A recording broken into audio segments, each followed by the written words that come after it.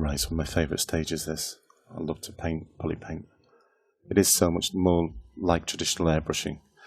Again, we're not going to fill the OBJ, we're just going to switch to the skin shade 4.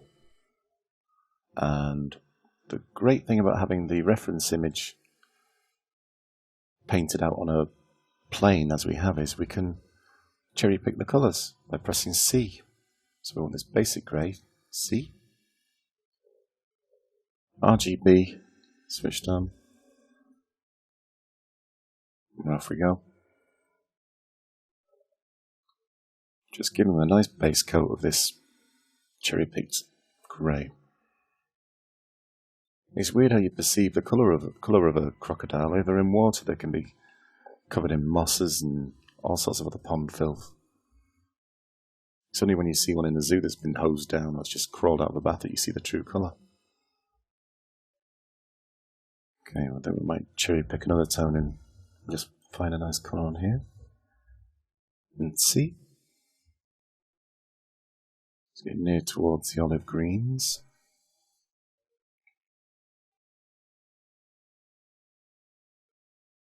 I know people use body paint and other programs for painting, but I just love Polypainting in Zbrush.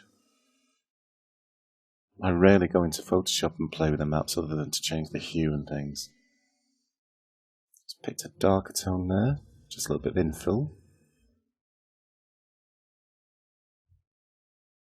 This is exactly as I used to airbrush models a number of years ago. Lots of different variations of the same tone. Go to auto masking, it's good old cavity mask. Now, if we set into a positive value, we should get a surface dry brush effect, which is nice. We don't want that. We want the negative version of that. That's actually got quite a nice effect. It's different from the original. We might just play with it, then we'll get a combination of tones to make this one distinctly different from the original. Cavity mask with a negative value, and we're colouring in the cracks.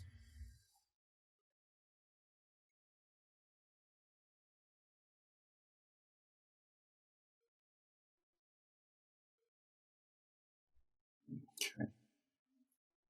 This technique can really make an image pop.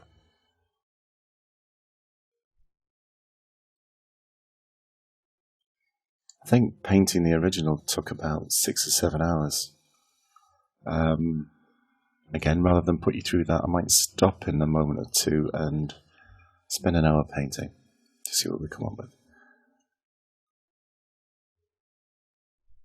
Okay, there's nooks and crannies.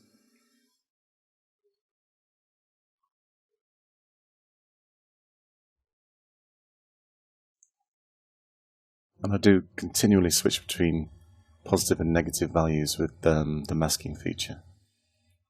So I've gone to a light tone, move it to a positive value, and we're just flicking over the surface of the scales.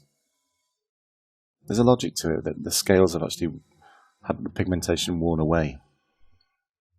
It's always on its underbelly crawling through mud and sand. There we go. I'm going to throw in half a dozen more tones on this. When we come back, oops, when we come back, I will have painted a few more details on this. I will start getting ready for Keyshot.